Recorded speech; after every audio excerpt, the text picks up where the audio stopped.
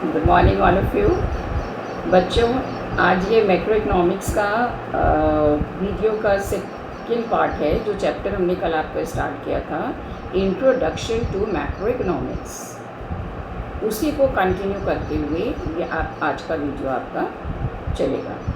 तो इंट्रोडक्शन में हमने आपको एक्सप्लेन कर दिया था कि मैक्रो इकनॉमिक्स क्या है, इस विषय के अंतर्गत हम क्या पढ़ने जा रहे हैं, and what is the difference between micro economics and macro economics. उसी रेफरेंस को आगे बढ़ाते हुए आज आप ये देखिए कि जो मैक्रो इकनॉमिक्स का जो विषय है, जो हम पढ़ने जा रहे हैं, इसका स्कोप क्या है। स्कोप मतलब इसके अंतर्गत हम क्या क्या कवरेज करेंगे, इसका सब्जेक्ट मैटर क्या है, इसमें किन किन चीज़ों की स्टडी, किन किन आस्पेक्ट की स्टडी हमारी इकोनॉमी से जो रिलेटेड इश्यूज़ हैं, वो कौन कौन से ऐसे इश्यूज़ हैं जो इस विषय की विषय वस्तु हैं या इस विषय का सब्जेक्ट मैटर है। तो मैक्रो इकनॉमिक्स के स्कोप के अंतर्गत हम वो सारी प्रॉब्लम्स को डिस्कस करेंगे, या इसका सब्जेक्ट मैटर क्या है, ये हमारा आज का संदर्भ या आज का टॉपिक है। इसके अंतर्गत जो जो पैरामीटर्स या जो जो इश्यूज़ डिस्कस किए जाते हैं, उसमें सबसे पहला इशू आता है थ्योरी ऑफ नेशनल इनकम। राष्ट्रीय आय का क्या सिद्धांत है। जैसा कि कल भी हमने आपको बताया था, राष्ट्रीय आय का अध्ययन जो है, ये मैक्रो इकनॉमिक्स का एक बहुत महत्वपूर्ण विषय है। राष्ट्रीय आय की जो गणना करी जाती है, ये मैक्रो इकनॉमिक्स के अंतर्गत या मैक्रो इकनॉमिक्स की विषय वस्तु के अंतर्गत ही इसका अध्ययन किया जाता है। इसीलिए मैक्रो इकनॉमिक्स विषय के लेने वाले जो छात्र हैं, उसका अध्ययन इस पेपर के अंतर्गत ही करते हैं। तो राष्ट्रीय आय, आप जानते हैं, राष्ट्रीय आय की गणना करते समय हम इसके विभिन्न आस्पेक्ट, राष्ट्रीय आय की गणना क्यों करी जाती है, इसका क्या महत्व है, कैसे करी जाती है, कौन कौन से सारी मेथड्स हैं, इन सब का अध्ययन हम इस चैप्टर के अंतर्गत या इस विषय के अंतर्गत, बेसिकली कहना चाहिए, इस विषय के अंतर्गत हम करते हैं कि हमारी राष्ट्रीय आय या नेशनल इनकम क्या है, कैसे हम उसकी गणना करेंगे, किस तरीके से हम उसका हमारे लिए क्या महत्व है, और इसकी अकाउंटिंग कैसे की जाएगी, ये इसका विषय वस्तु रहेगा। दूसरा मेजर इशू है एम्प्लॉयमेंट। आप सब जानते हैं, हम जानते हैं कि ये एक बहुत भीषण समस्या होती है बेरोज़गारी की, या रोज़गार जो है देश की उन्नति के लिए सहायक होता है। अगर वहाँ के निवासी या वहाँ के काम करने वाले व्यक्ति या जिनमें कार्य करने की योग्यता है, अगर सभी व्यक्ति को एम्प्लॉयमेंट मिल जाता है, देश के पास एम्प्लॉयमेंट और रोज़गार की कमी नहीं है, तो स्वाभाविक है कि वो देश एक उन्नतिशील देश की श्रेणी में हम उसको मान सकते हैं। तो एम्प्लॉयमेंट क्या है, बेरोज़गारी क्या होती है, इसका राष्ट्रीय स्तर पर नेशनल इकोनॉमी में इसका क्या महत्व है, बेरोज़गारी की स्थिति में हमारी इकोनॉमी पे क्या प्रभाव पड़ता है, इन सारे विषयों का अध्ययन या इन सारे विषयों या इन आस्पेक्ट का अध्ययन हम इस चैप्टर में या इस विषय के अंतर्गत, इस विषय से संबंधित चैप्टर भी इसमें कवर किया जाएगा। Next, theory of money. मुद्रा के सिद्धांत क्या हैं।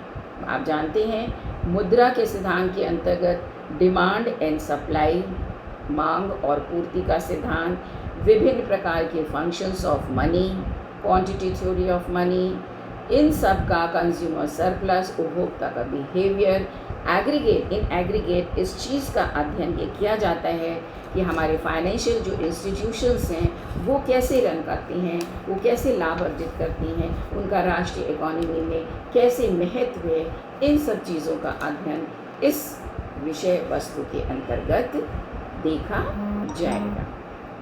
फिर नेक्स्ट है प्राइस लेवल। आप जानते हैं, कीमत का निर्धारण ही किसी भी इन्वेस्टमेंट का, किसी भी कंजम्पशन का एक महत्वपूर्ण कारक होता है।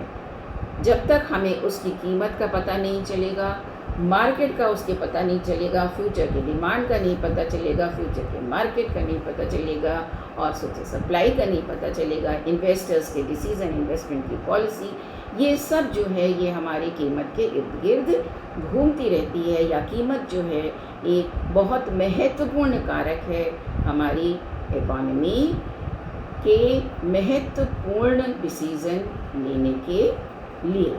कीमतें बढ़ती हैं तो उनका क्या प्रभाव पड़ता है इकॉनमी पे, कीमतें घट रही हैं तो उनका हमारे कंजम्पशन पे, हमारे इन्वेस्टमेंट पे क्या प्रभाव पड़ेगा, इन सभी विषयों को, इस एस्पेक्ट को इसमें कवर किया जाएगा। फिर है थ्योरी ऑफ इकोनॉमिक ग्रोथ, आर्थिक विकास के सिद्धांत। अब इसके अंतर्गत आप देखिए क्या करेंगे कि आर्थिक विकास कैसे होगा, विकास हो भी रहा है या नहीं हो रहा है, या हो रहा है तो उतना नहीं हो रहा जितना कि वहाँ की पॉपुलेशन को सेटिस्फाई करने के लिए आवश्यक है। तो ग्रोथ से संबंधित हमारी जो भी सरकारी या गैर सरकारी, पब्लिक सेक्टर, प्राइवेट सेक्टर की मॉनेटरी ऑफिशियल पॉलिसी गवर्नमेंट की जो है, उनका अध्ययन हम इसके अंतर्गत करते हैं।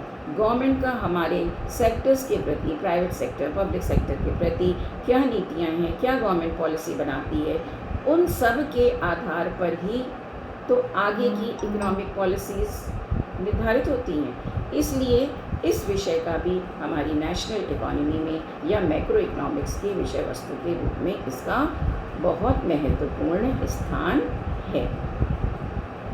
फिर है theory of international trade.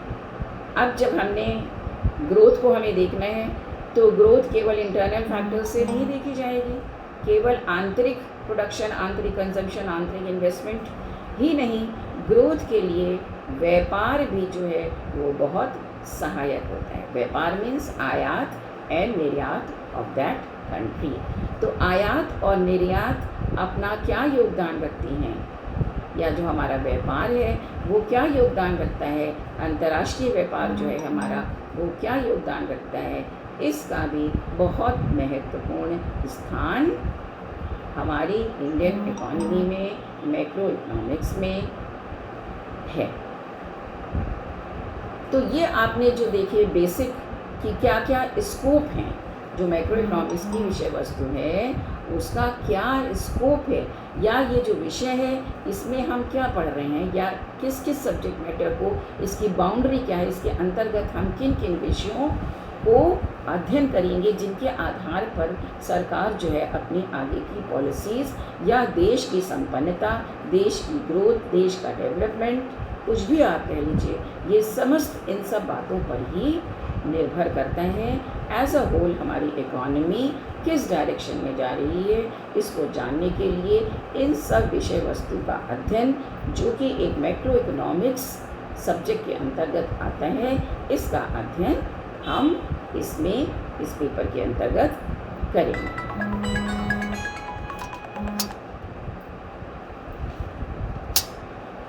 Next जो मेन हेडिंग आ रही है that is macro economic issues in an economy. हमारी जो मैक्रो इकोनॉमिक्स का विषय